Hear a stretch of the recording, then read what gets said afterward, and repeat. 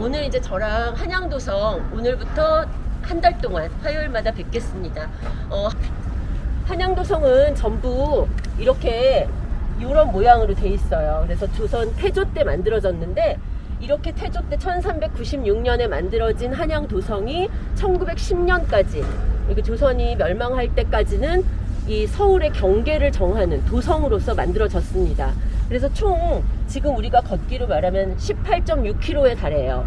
당시로서는 이거를 600척씩 나눠서, 그러니까 지금으로 하면은 192m예요. 192m씩 나눠서 97개 구간으로 나누고 그 구간마다 순서를 매겼어요. 그래서 이제 그 구간이 시작하는 곳은 여기 백악마루라 그래가지고, 눈이 잘 안 보여.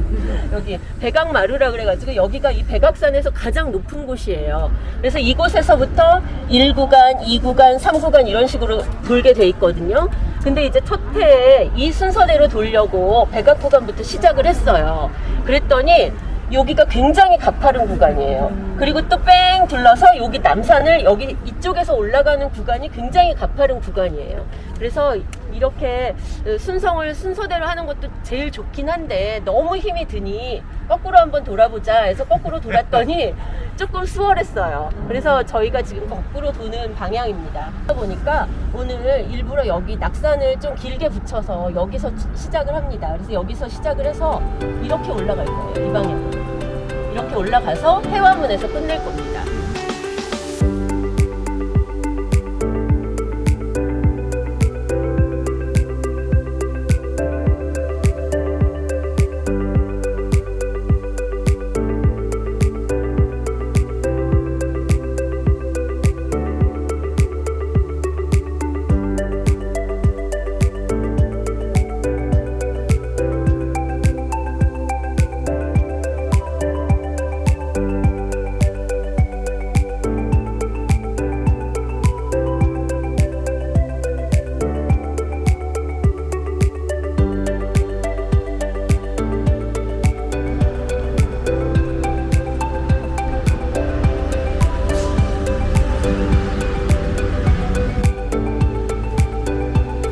보신 분들은 또 지나가는 곳에 자신의 발을 넣어서 기념사진을 찍으시면 좋을 것 같아요. 일제 때 이 장충동 일대는 지금 우리가 왜 주택단지 이런 거 신도시 개발하듯이 일제도 1934년에 동양척식 주식회사라고 우리나라의 경제권을 장악하기 위해서 만든 회사가 있었는데, 그 회사를 중심으로 여기다가 문화주택단지를 만들었어요. 그러면서 이제 일본식 주택단지로 만들다 보니까 이 일대가 성벽 허물고 전부 소유권이 뭐 일본인들이나 친일 조선인들이나 이런 사람들에게 전부 불화가 된 거죠. 그러다 보니까 그냥 주택들이 마구잡이로 들어선 그런 지역이 되겠습니다.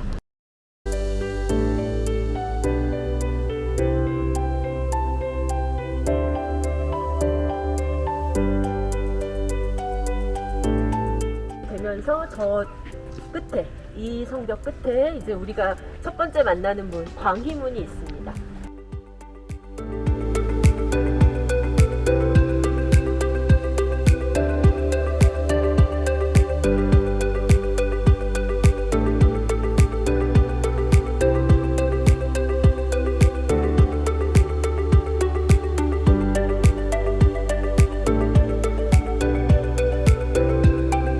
도로로 한가운데로 나가야 됩니다. 원래 위치는 저기였어요. 그래서 이 도로 이름이 이제 퇴계로인데, 퇴계로가 1960년대에 확장해요. 우리 이제 서울이 얼마나 커집니까? 계속 커지면서 도성벽을 더 이상 유지할 수 없는 곳들이 많아지는 거죠. 그래서 이곳도 도로가 확장이 되면서 문을 헐었어요. 문을 헐었는데 다행히 없어지지 않고 이곳에다가 이전을 한 겁니다. 이 건물로 만들어진 건물입니다. 네네.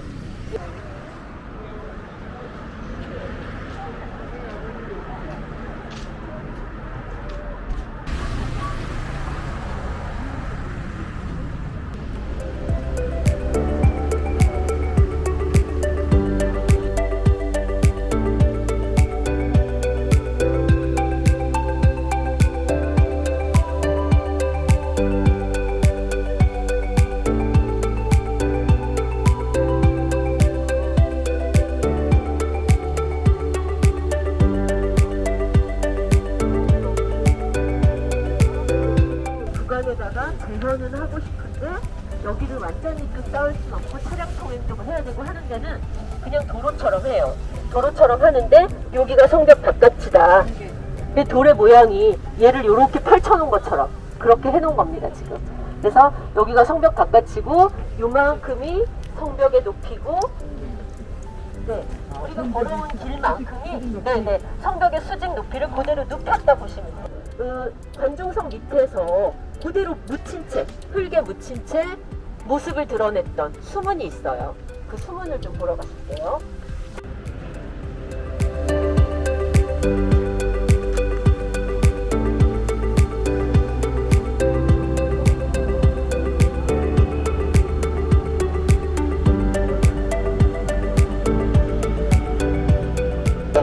지금 저쪽은 창살이 없고요. 이쪽에 창살이 있죠. 저렇게 창살을 해놓습니다. 그러면 저기로 사람이 빠져나가기는 힘든 사이즈죠. 저렇게 해놨습니다. 그래서 이제 원래 이 이간수문 말고요. 또 하나 저쪽에 가면 오간수문이 있는데 거기 오간수문은 사실 지금 제자리에 복원이 못 돼 있거든요. 근데 여기서 사진을 잠깐 보여드리고 저쪽은 지금 시장 쪽으로 우리가 가야 되니까 복잡해서요. 여기서 사진을 보여드릴게요. 이게 오간수문의 사진입니다. 그러니까 일제가 이걸 성벽을 훼손시킬 때, 대대적으로 훼손시키는 게 1907년이거든요. 그럴 때 청계천으로 나가는 물을 빼는 이 오간수문 자리도 없애버리고 시멘트로 바꿔요. 근데 이제 뒤늦게 지금 와서 오간수문 터가 어딘지는 알지만 이거를 그대로 보관하려면 물론 밑에를 파보면 있겠지만 청계천 쪽하고 연결되는 곳이고 지금 저쪽은 완전히 도로예요. 여기는 그나마 흙 속에 묻혀있다가 파낸 곳이니까 복원을 할 수 있지만 저쪽은 그럴 수 없는 곳이어서 좀 엉뚱한 곳에 오간수문이 이렇게 생겼었다 하고 해놨습니다. 그렇지만 지금 위치는 제 위치는 아닙니다. 중랑천하고 만나요. 중랑천으로 들어갑니다. 그래서 중랑천이 이제 한강하고 만나는 거예요. 그래서 이렇게 전체적으로 도성이 서북 쪽이 높고 또 남쪽도 좀 높아요. 그러다 보니까 이 동쪽이 가장 낮습니다. 그래서 이간수문도 있었고 이쪽도 자꾸만 물이 보여요. 그러니까 원래 이쪽 청계천으로 흘러나오는 이쪽에 오간수문이 있었을 것으로 보여요. 그런데 저 자리는 지금 복원을 못하잖아요. 땅 팔 수 없잖아요. 그러니 이 근처였다라고 저기다가 재현을 해놓은 거고요. 이 다리 이름도 오간수교 이렇게 다리 이름도 붙여놨습니다. 여기가 이제 흥인지문입니다. 흥인지문을 보시면서 다른 데랑 다른 점 뭐가 있을까 한번 찾아보세요. 다른 곳에는 없는, 다른 문에는 없는 옹성을요, 지세가 약한 이 동쪽, 여기가 제일 지세가 약하니까 여기다만 이렇게 옹성을 둔 겁니다. 그런데 옹성이 지금 아무데도 출입문이 없는 걸 보면 어딘가에 출입문이 있겠죠. 어디 있을까요? 그럼 뭐 출입문이 어디 있겠어요? 네, 여기 있습니다. 그래서 문은 여기 가운데 있고요. 여기서 나와서 이렇게 꺾어져서, 그래서 한 번 방어할 수 있게 그렇게 만들었어요. 그래서 옹성도 완전히 막으면 옹성 그리고 가운데다 철문을 내요. 그런데 이거는 반옹성이어서 옆으로 꺾어져서 들어갑니다. 그래서 흥인지문 해서 지자를 넣은 거, 반옹성을 만들어서 지세를 보완한 거, 이런 것들이 가장 약한 지역을 보완하기 위한 그런 장치로 만들어졌습니다. 이 흥인지문이 지금 보시는 모습은 고종 때 1869년 19세기 말이에요. 고종 때 개축한 그런 모습을 보고 계시는 거고요. 그래서 고종 때 우리나라에 처음으로 전기회사가, 미국인 전기회사가 생기고 이 한성 전기회사에서 전기를 공급하면서 전차가 다니기 시작합니다. 지금은 뭔가 성벽 보존위원회 이런 게 있을 것 같지만 당시는 우리나라를 일본에게 제발 합해 주십시오. 한일합방 청원서를 냈던 이완용을 중심으로 성벽처리위원회라는 게 만들어져요. 성벽처리위원회가 만들어져 가지고 숭례문 일대 제일 먼저 허물고요. 전차도 넓게 다니게, 오는 길 가는 길 따로따로 선로를 내자 해가지고 흥인지문 옆에 성벽, 흥인지문 이쪽 옆에 성벽 다 허뭅니다. 이 옹성도 허물어요. 그래서 옆으로 전차가 다녀요. 그러면서 이제 흥인지문 옆으로는 이렇게 큰 길이 나버리고요. 그 이후로 뭐 있는 길을 어떻게 없애겠어요. 지금은 우리가 문화유산 뭐 관심을 가지고 막 이러지만 당시만 해도 새로운 걸 받아들이는 게 더 급했어요. 그래서 이제 지금도 이렇게 끊어진 곳을 또 가야 되는 거죠. 끊어지고 저 위에 높이 올라 있는 저곳이 이제 여기서부터 낙산이 시작이 되는 겁니다. 이렇게 돌에다가 글자를 새겼다 그래서 각자성석이라고 합니다. 사람 이름이 많이 들어가 있어요.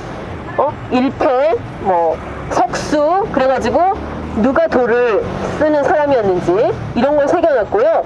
이렇게 사람 이름을 새겨가지고 공사 실명제로 새겨놓은 거예요. 그런데 이것들이 사실은 저 성벽 바깥에 채성 부분에 있었어요. 그런데 멸실된 부분에서 이런 돌들이 이제 굴러다니는 거죠. 굴러다니는 거를 여기 도성을 순성을 안 하더라도 지나가는 행인들이 볼 수 있게 여기다 전시해 놓은 겁니다. 야외 전시장이에요. 낙산은 네 사산 중에 가장 낮은 산이긴 해요. 124m예요. 그러니까 인왕산이나 백악산에 비해서는 훨씬 낮죠.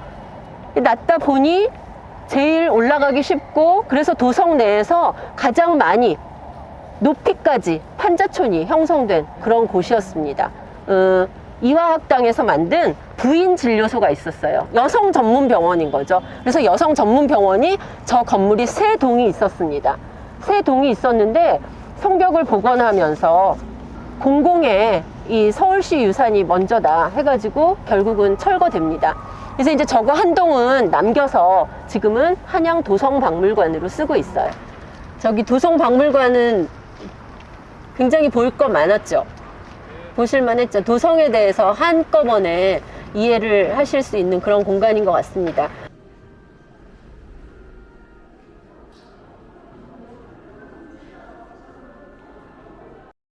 돈이문 현판 보고 오셨나요? 네. 그래서 돈이문은 지금 자리에 서 있질 않으니까 지금 현판을 여기서 복원할 수밖에 없습니다. 자, 지금 여기는 야외 전시장인데요. 이렇게 동글동글하게 돌을 좀 다듬었어요. 세종 때의 모습이고요. 좀 더 정교하게 다듬었어요. 조선 후기 숙종 때의 모습, 좀 더 크게 다듬은 모습. 그래서 이 성돌만 봐도 네, 축성 기술의 변화, 돌을 다듬는 기술의 변화, 이런 것까지도 한꺼번에 보실 수가 있습니다. 요거는요, 성 바깥에서 보면 몸체까지 다 보이겠죠. 성벽이. 그래서 요거를 채성이라고, 몸체자를 써서 채성이라고 하고요. 성벽 위에서 보면 어깨 높이의 담장만 보여요. 그래서 요걸 여장이라고 합니다. 그 여장 맨 위는요, 마치 건물의 지붕을 덮듯이 돌을 덮었어요. 그래서 이 지붕돌을 옥계석이라고 합니다. 그래서 이 옥계석은 여장에서 나온 그런 돌이 되겠습니다. 이렇게 여기서부터 여기까지를 1타라고 해요. 이게 1타. 군대 용어인가요? 네. 맞아요. 그래서 이거 군사시설과 관련이 돼 있습니다. 그래서 이 1타 안에 구멍이 3개가 있거든요. 그러면 그곳에서도 구멍 안이 보이시나요? 보여, 저 안에. 네. 보이면, 구멍이 어떻게 다른지 한번 구분해 보세요. 잠깐만요. 사선인데 가운데는. 네네. 네.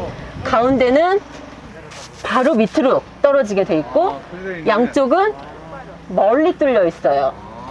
맞네. 그래서 그거에 따라 네, 용도가 다른 거죠. 그래서 바로 가운데 거, 바로 밑으로 떨어지게 한 거는 가까이 있는 적을 쏘기 위한 구멍이다. 그거를 줄여서 한자어로 하면 뭐라고 쓸 수 있을까요? 근총안이라고 합니다. 요거는 근총안이고요. 요 양쪽의 거는, 그러면 근총안이니까 얘는 뭐겠어요? 원총안입니다. 그래서 근총안, 원총안 이렇게 돼 있고요. 1타와 타 사이, 여기입니다. 그래서 여장과 여장 사이, 여기는 뭐 하는 용도일까요? 그래도 화살을 안 맞고 기어 올라오는 놈이 있다. 그러면 뜨거운 물도 붓고요, 돌멩이도 던집니다. 이게 가장 발등의 불이에요. 우리가 이 용어 많이 씁니다. 실제로 내 눈앞에 닥친 일, 현안이라는 말 쓰죠. 이게 현안입니다. 네, 현안이란 말이 여기서 나온 말이 되겠어요. 이 낙산, 이름 그대로 산등성이가 높지 않고 완만하다. 꼭 뭐 같아요? 낙타 등 같다 그래서 낙산입니다. 그런가 하면 여기가 이렇게 지금은 집들이 차 있지만 조선시대엔 여기가 목장이었어요. 목장. 상상해보세요. 목장. 네. 좀 넓은 약간 경사진 목장. 네. 그래서 이 목장에서 소를 키워서 우유를 짰고요. 젖을 짜서 우유를 만들어서 이 우유를 공급하는, 궁궐에 공급합니다. 그런 관청이 있었어요. 유우소가 있었습니다. 그래서 우유를 다른 말로, 왜 우유로 죽 끓이면 뭐라 그래요? 타락죽이라고 하죠. 타락산이라고도 했습니다.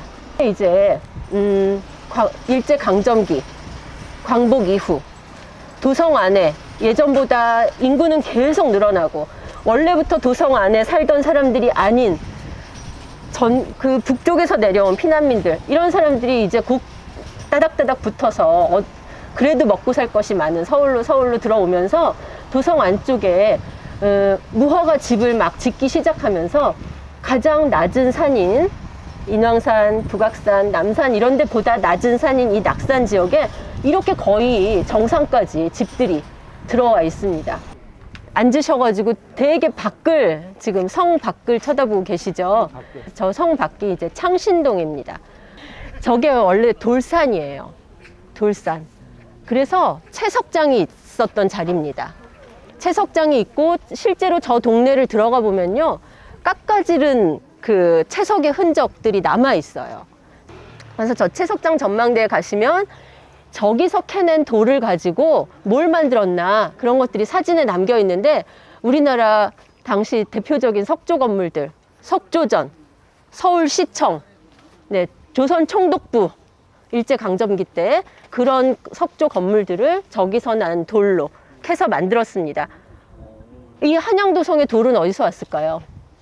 남산에서, 아차산에서, 북한산에서 이런 데서 이게 가져오고요. 지금의 노원 쪽 있죠, 수락산, 거기서 가져온 돌들로 한양도성을 만들었습니다. 그래서 지금 저 채석장 전망대가 있는 저 봉우리 이름이요, 슬픈 사연을 간직하고 있는 동망봉입니다.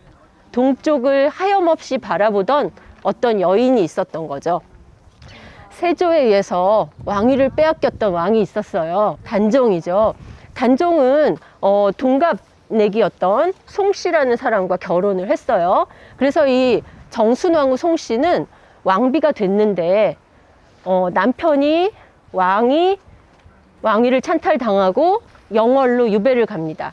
영월을 가려면 동대문으로 나가서 동쪽으로, 광진 쪽으로 해서 그쪽으로 가야 되는 거예요. 17살에 부부가 생리별을 했는데요. 노산군은 영월에서 죽고, 이 송씨 부인은, 정순왕후 송씨는 82세까지 그 시간을 이곳에서 항상 남편의 안위를 바라다가 남편이 돌아가신 후에는 남편의 명복을 빌면서 동쪽을 바라보는 봉우리였어요. 그래서 이름이 동망봉입니다.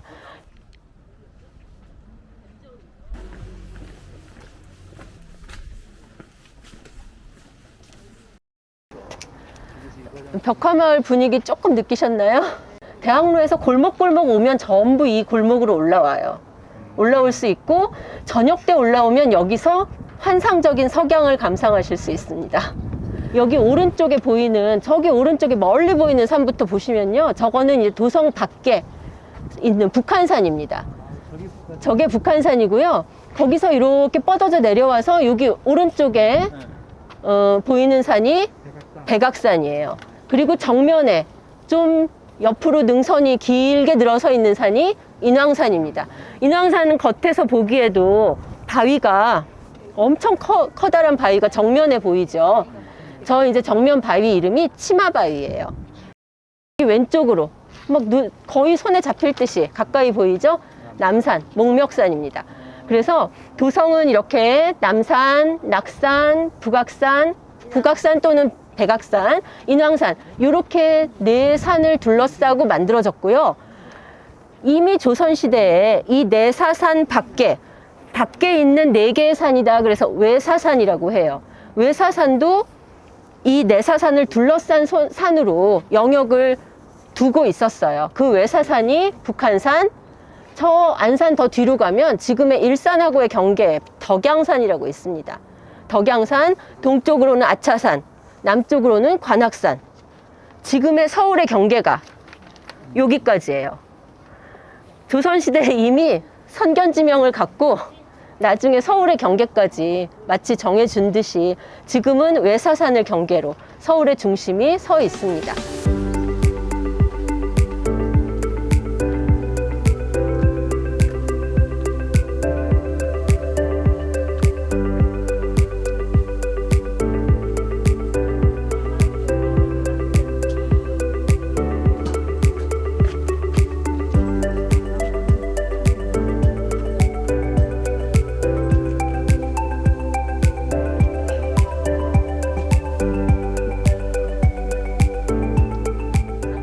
저기 여장 밑에 부분, 여기가 채성입니다. 그런데 지금 이도라고 여기 뒤에 있는 너무나 찍어낸 벽돌 같아 보이는 돌하고 그 밑에 조금 옥수수알 같이 동글동글한 돌하고 다르죠? 네. 그러면 이제 복습, 저 동글동글 옥수수알 같은 건 세종대 돌이에요. 요거는 네, 사이즈가 좀 크죠. 네, 60 이런 사이즈 순조대입니다. 여기 다 보여요. 이게 축성 시기가 다른 성돌이 이렇게 다 보이는 데가 없어요. 근데 이제 하나 아쉬운 건 여기는 태조대 성벽은 볼 수가 없어요, 지금. 그런데 이제 태조대 성벽은 남산 구간에 가면 실컷 보십니다. 이제 2012년에 서울 한양 도성 도감이라는 게 만들어져서 이거를 세계적인 문화유산 수준으로 보존하고 복원하자. 이 우리가 지금 걷고 있는 게 성 바깥으로 걷고 있잖아요. 이 성 안쪽으로는 사실 들어갈 수가 없습니다. 여기 너무 아름다운, 이 가을에 오면 저 단풍이 너무 아름다운데 이 안쪽이요, 그 가톨릭대 성신교정이에요. 네, 각자 성석이 제자리에 있는 모습입니다. 여기 유돌이거든요. 영동이라고 써 있어요. 그래서 잘 안 보이면 여기 사진에 돼 있습니다. 이거는 보면 지금 지역명이 있잖아요. 우리가 아까 그 야외 전시장에서 봤던 건 사람 이름이 있었죠. 그래서 이 각자 성석도요, 시대별로 좀 달랐습니다. 그 세종대 돌인데도 이 위로 가면은 더 작은 돌을 썼겠죠. 그런데 밑에서부터 작은 돌을 쓰면 무너지니까 밑에 지지가 되는 돌은 더 큰 돌을 썼습니다. 네, 오늘의 종착점입니다. 해화문입니다. 그래서 일제 때 없어졌던, 허물어버렸던 해화문을 이제 현대에 와서 그래도 저쪽으로 옮겨서라도 복원하자 해놓은 것이 지금의 위치가 되겠습니다. 2시에 해화동 전시안내센터에서 잠깐 막 모여서, 제가 설명은 안 하고요, 거기서 모여서 인사드리는 걸로 그렇게 하겠습니다. 일단 오전 프로그램은 여기서 마칠게요. 네, 수고하셨습니다.